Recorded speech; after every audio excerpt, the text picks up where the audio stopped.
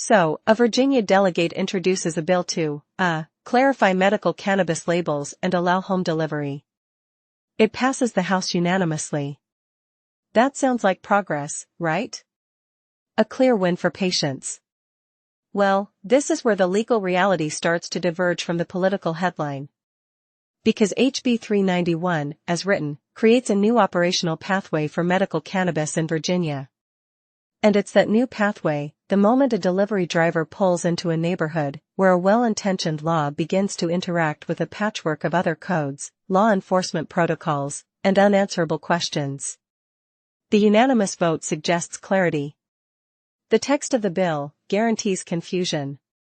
Here's the counterintuitive legal FAQ. And here's the counterintuitive fact at the heart of this. A bill designed to increase access and transparency for medical patients, it simultaneously increases the legal and compliance exposure for the very businesses tasked with serving them. It's not a contradiction in the text, but it is an inevitable consequence of it. You're opening up a new vector of activity, delivery to any residents, within a legal framework that is still, fundamentally, viewed with skepticism by many local governments and law enforcement agencies. Let's challenge a belief. So, you might believe that if the state says a medical cannabis product can be delivered to your door, that's the end of the story. That state law preempts all. But in Virginia's cannabis landscape, that assumption is. It's where people get caught off guard. Because the authority to deliver, and the practical reality of completing a delivery without incident, are two completely different legal universes. Welcome to Norfolk, Virginia Cannabis Hub, where we focus on Virginia-specific cannabis law, local governance, and regulatory clarity, so residents, business owners, and communities understand what the law actually says, not just what headlines suggest. I'm your host. Today, we are doing a deep legal analysis of House Bill 391 from the 2026 session. This is not advocacy for or against the bill. This is an examination of its mechanics, its potential points of friction with existing law, and the very real compliance dilemmas it poses if enacted. We will not be discussing consumption, sales tactics, or promotion of any kind. This is strictly about legal and regulatory interpretation. Here's the context. To understand why HB 391 matters, you have to understand the fragile ecosystem of Virginia cannabis law. We have a medical program run by pharmaceutical processors, overseen by the Virginia Cannabis Control Authority. And then we have this complex, often misunderstood legal status for adult use. The medical program exists in a kind of protected, but highly regulated, administrative bubble. Any change to that bubble, like altering how products move through the world, sends ripples into that other, murkier legal environment. HB 391 isn't just changing labels. It's proposing to take medical cannabis products out of the fixed, secure location of a dispensing facility and put them into vehicles, onto public roads, and up to private doorsteps. The context is that this expansion is happening while the foundational rules of the road, so to speak, are still being written by courts and local governments. Here's the legal explanation. Alright, so let's look at the text. HB 391 does two main things. First, on labeling, it refines requirements for edible, topical, and newly defined inhalable cannabis products. It wants total THC/CBD, serving size breakdowns, and percentage by weight for inhalables. This is detailed, consumer-facing transparency. It's a response to the need for precise dosing information. Straightforward regulatory upgrade. The second part is delivery. The bill states a pharmaceutical processor or dispensing facility may dispense or deliver products in person to a patient or their agent at any residence, including a temporary residence or business. It then lists prohibited locations, military bases, schools, daycares, correctional facilities, the state capitol, public gathering places like festivals or bus terminals. It also says all transportation must comply with all relevant laws and regulations and that the Cannabis Control Authority Board can suspend delivery privileges for noncompliance. Now, on paper, that seems comprehensive. It grants a broad permission, any residence, and then carves out specific exceptions. The legal question that forms immediately, the silent question, is, what constitutes a relevant law or regulation outside of the cannabis statute itself? That phrase is a legal portal. It opens the door to local zoning ordinances, homeowners association covenants, private property rules, and general police powers regarding traffic and suspicious activity. The bill grants a state-level permission but immediately anchors it to compliance with every other layer of governance. That's the first open loop. How enforcement works. So how does this play out on the ground? Well, enforcement isn't monolithic. The Cannabis Control Authority would oversee the license holder, the pharmaceutical processor. They ensure the driver is an employee or registered agent, that vehicles are tracked, that products are secured. That's administrative enforcement. But on the street, in a neighborhood? That falls to local law enforcement. An officer sees a vehicle making frequent short stops in a residential area. They run the plates. Maybe they observe what looks like a hand-to-hand exchange at a front door. They have no inherent way to know this is a state legal medical cannabis delivery. What they see is activity that can fit a pattern of illegal drug distribution. The bill provides no safe harbor insignia for vehicles, no standardized verification protocol that an officer can instantly access. And here's the enforcement loop: the bill prohibits delivery to public gathering places. But who defines that in the moment? Is a public park bench a gathering place? What about the parking lot of an apartment complex? The discretion lies entirely with the officer on the scene. A delivery driver could be technically compliant with the bill's list, but be investigated or detained based on an officer's reasonable suspicion derived from the very act of delivering a cannabis product. The enforcement risk isn't necessarily a final conviction, it's the interruption, the detention, the seizure of product as evidence, the legal hassle that follows.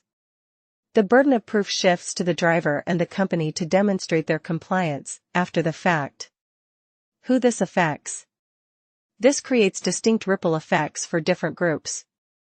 For patients, especially those with mobility issues, this promises greater access. But it also introduces a new variable: the reliability of that access. Will drivers service all neighborhoods equally, or avoid areas with perceived higher police activity? That's an access question with a legal shadow. For retailers, the pharmaceutical processors, this is a massive new operational and liability frontier. They must train drivers not just on logistics, but on interaction with law enforcement, on knowing local municipal codes that might restrict commercial activity in residential zones. Their license is now on the line for infractions that have nothing to do with cannabis law, per se, but with traffic or zoning. For local governments, this is a preemption test. Can a town like, say, in Hampton Roads, pass an ordinance restricting commercial delivery vehicles in residential areas after certain hours? Could they require a local permit? The bill is silent, creating a gray area that will likely lead to legal challenges. And for the medical cannabis framework itself, this blends the medical and the commercial delivery model in a way that could attract more scrutiny from federal agencies still operating under prohibition. It raises the program's profile. Why this matters? This matters because public safety planning requires clarity. Law enforcement needs to know what legal activity looks like to distinguish it from illegal activity. This bill, without accompanying clear procedural rules, muddies that water. It matters for regulatory clarity. A yes, but permission creates uncertainty, and uncertainty is the enemy of compliant business investment. It stalls implementation. The legal and financial risk is significant.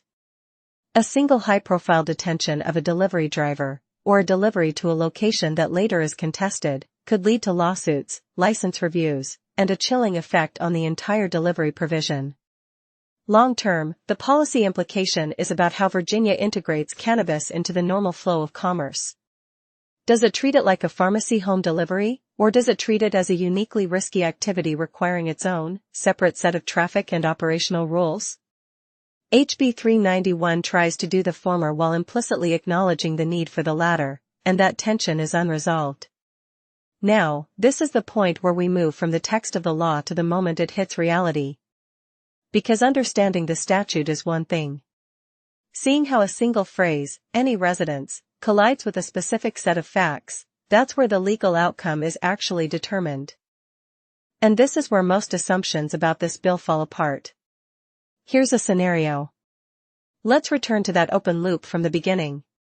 The silent question, what other relevant laws could interrupt a delivery? Let's walk through a scenario. Imagine a delivery driver for a licensed pharmaceutical processor in Norfolk. Their manifest says 123, Maple Street, Apartment B. They arrive. It's a large apartment complex. They park in a residence spot briefly to run to the door. The property manager sees an unmarked car in a residence spot and calls a towing company. While this is happening, a neighbor sees a person carrying a locked box to an apartment, gets concerned, and calls the police about a possible suspicious delivery. The officer arrives. The driver presents their state-issued agent badge and the patient's delivery paperwork. The officer is respectful but must investigate the suspicious activity call. The tow truck also arrives. Now, the driver is potentially violating a private property rule, parking, which is a relevant law. The officer, while perhaps satisfied on the cannabis front, may issue a citation for the parking violation. The property manager may ban the driver from the property. The delivery fails. Now, contrast that with an alternate outcome. The driver parks legally on the public street, walks to the apartment, completes the delivery, and leaves. No contact. Both scenarios involve the same core legal permission under HB 391. But in the first, a cascade of other, minor legal and property rules derailed the entire operation. The bill provides no shield against that. The consequence loop closes here. The risk isn't primarily arrest for cannabis distribution. It's the operational failure and ancillary legal trouble caused by the delivery activity triggering other enforcement mechanisms. The small legal distinction isn't about THC percentages, it's about the color of the curb or the wording of a condo association lease. That is what changes everything. Here's what to watch next. So if HB 391 passes, the next unresolved legal question becomes glaringly obvious: how will the Cannabis Control Authority, or the courts, define the limits of compliance with all relevant laws? Will they interpret it to mean only direct cannabis regulations, or will a parking ticket be grounds to suspend a company's delivery privileges? The answer will determine whether this is a viable service or a legal minefield. Here's a question to think about. If the goal is safe patient access, does expanding the where of delivery without first solidifying the how, with clear, cross-agency protocols, ultimately create more barriers than it removes? I'd welcome your respectful thoughts on that in the comments below. What aspects of Virginia's evolving cannabis laws would you like us to analyze next? If you found this legal deep dive helpful, please like the video and subscribe for more Virginia-specific compliance content. Remember, this is an educational resource. For detailed, text-based legal discussion, I encourage you to join the compliant conversation on the Norfolk City Cannabis Community Forum. Thanks for watching.